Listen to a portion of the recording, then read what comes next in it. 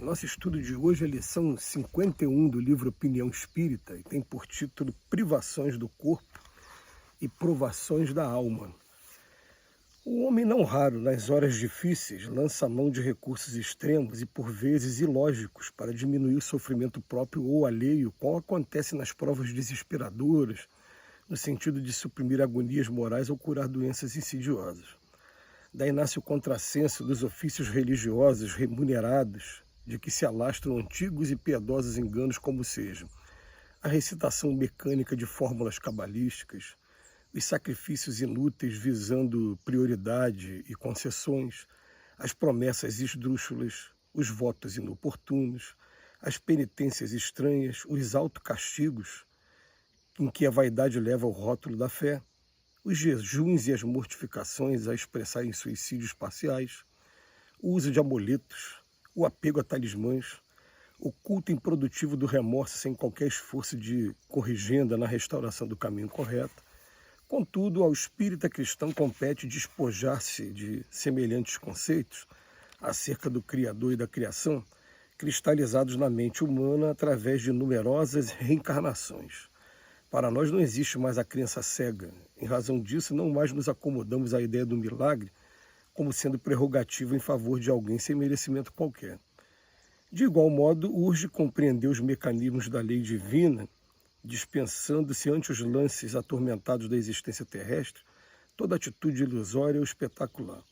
Omissão não resolve. Em matéria de comportamento moral na renovação da vida, a abstenção do serviço no bem de todos é deserção vestida de alegações simplesmente acomodatícias, dentro da qual o crente não apenas foge das responsabilidades que lhe cabem, como também ainda exige presunçosamente que Deus se transforme em escravo de suas extravagâncias.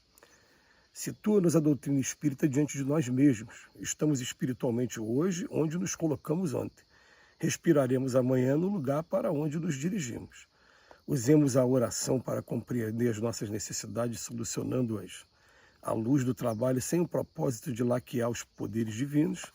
A lei é equânime, justa, insubornável. A criatura, gota igual aos demais no oceano imenso da humanidade universal, não é cliente de privilégios. Eis porque, ao invés de procurar espontaneamente penitências improdutivas para nós, é imperioso buscar voluntariamente o auxílio eficiente aos semelhantes. Espiritismo é sublime manancial de energia espiritual. Aurindo forças, acatemos sem revolta aquilo que a vida nos oferece, trazendo paz na consciência e entendimento no coração. O mundo atual prescinde de quantos se transformam em ascetas e eremitas de qualquer condição.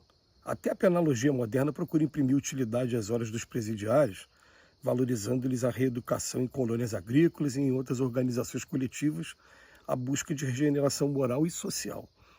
E a própria psiquiatria, presentemente, institui a laborterapia para que os enfermos da alma se recuperem pela atividade edificante.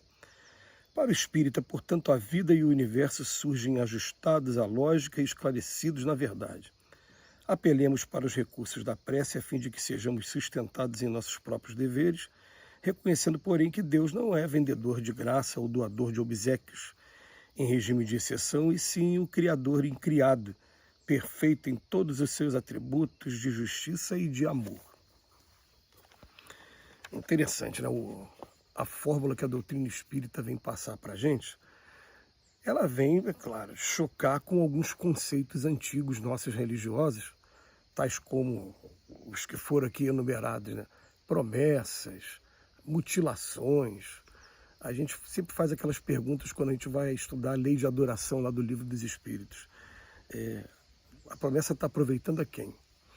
Está aproveitando a alguém? Tem até um que ele fala aqui que pode ser até suicídio indireto, né? Por exemplo, a pessoa vai fazer uma promessa e quer subir aí os 365 degraus da escada da Igreja da Penha. Aí você veja, você está ali, ó, tendo um sério risco de ter um dano irreversível no menisco, tendo que fazer cirurgia no menisco, e na verdade não aproveitou a ninguém.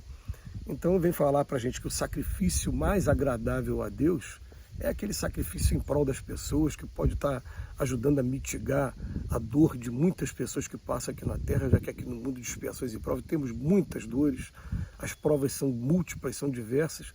Tem dores que chocam mais aos olhos de maneira imediata, como a pessoa que está morando na rua sem ter o que comer, que está entregue ao frio, que está aí em hospitais. Esses chocam a gente de maneira mais imediata, mas a gente vai perceber que aqui na Terra o aprendizado nosso todo está o tempo todo acompanhado da dor, como uma grande instrutora nossa, como diz Leon Denis no livro O Problema do Ser e do Destino. Então, qual é a proposta que o Espiritismo vem fazer para a gente? A gente precisa o tempo todo estar fazendo um trabalho de autoconhecimento, e para poder fazer esse autoconhecimento, você tem que ter uma base de comparação. E ele aponta o Evangelho de Jesus como o roteiro moral mais completo da história da humanidade. Então, o primeiro convite, para que a gente pegue mesmo o Evangelho, pegue ali a Bíblia, Mateus, Marcos, Lucas e João, estude ali os 4 Evangelhos, procurando absorver o máximo da moral do Cristo, todo santo dia, e fazendo uma comparação com os nossos comportamentos, para saber aonde a gente ainda se encontra desafinado com a lei de Deus. É um trabalho que é constante, é dessa encarnação toda, vai ser de algumas encarnações ainda para frente, porque no mundo de expiações e prova que todos nós temos muita dificuldade. Mas depois que a gente começa a fazer isso, o Emmanuel fala para a gente, quando acontecer alguma coisa errada, alguma coisa fugir do que a gente pensava ser o planejado, está na hora da gente começar a abandonar esses amuletos, essas fórmulas cabalísticas, enfim, esses costumes que na verdade não resolvem nada, para que a gente comece a buscar aonde está a falha moral na gente, através da reforma íntima, e ao mesmo tempo procurar aliviar a dor das pessoas. Esse vai ser o sacrifício mais agradável. A gente até entende, às vezes, uma pessoa fazer assim, né? Eu estou aqui negociando com Deus, então eu faço um determinado pedido e em troca eu vou falar, se eu conseguir esse pedido eu fico um mês sem fumar, ou sem beber, ou sem comer gordura, ou sem comer açúcar. Gente, tudo bem, vai ser uma coisa que vai fazer bem a você mesmo. Mas já é alguma coisa. Porque a gente tem tantas coisas aí que nem, além de não fazer bem nem a um nem a outra, ainda atrapalha. Como a gente falou ainda há pouco de você subir de joelho a escada da Igreja da Penha, né? Mas pelo menos a gente começa a pensar no seguinte, qual é o sacrifício mais agradável a Deus e aquele que está mais ao meu alcance? Porque tem uns que não estão tanto ao alcance assim, tem uns que estão de maneira mais imediata perto da gente. Aí sim a gente consegue fazer reforma íntima e alívio da dor do próximo. Me lembro mais uma vez, né, de uma pessoa que eu conheci, que ele era concurseiro. Então ele começou a fazer um monte de concurso e conforme ele obtendo as aprovações, ele pegava o salário dele integral e doava para instituições de beneficência. E algumas vezes fez isso com 3 salários seguidos. E foi ali na área do direito até chegar ao cargo de procurador da República, que é o Ministério Público Federal. Gente, é um cargo que aqui no Brasil é bem pago, bem remunerado, e ele pegou aquela doação integral, buscou uma instituição de beneficência, fez a doação e inclusive acompanhou o trabalho também, que ele contava com entusiasmo, né? Pô, foi feito isso, foi feita essa obra, foi feito... Aí sim, esse é o sacrifício mais agradável a Deus, e não a gente ficar buscando o tempo todo fórmulas, milagres, enfim, situações que a gente, vou usar esse amuleto que eu vou afastar de mim tudo quanto é espírito. Mal olhado. Né? É interessante quando a gente começa a pegar a pessoa que não conhece a doutrina espírita ainda. E eu estou vendo o espírito. Não, gente, o espírito sempre esteve aí, nós sempre estivemos rodeados por espírito. Você está percebendo agora, então vamos estudar para saber como lidar com isso, porque isso vai ser uma coisa normal daqui para frente, não que seja alguma coisa errada, estranha, não, mas privações do corpo e provações da mente. A gente começar a pensar daqui para frente, né? O que eu estou fazendo de uma forma de barganha. Essa que é a palavra mesmo. A gente usa barganhas com o Pai.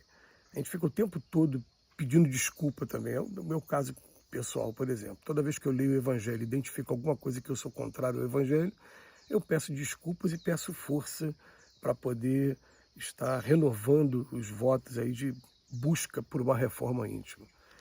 Esse vai ser o sacrifício mais agradável a Deus. Que Jesus nos abençoe hoje e sempre.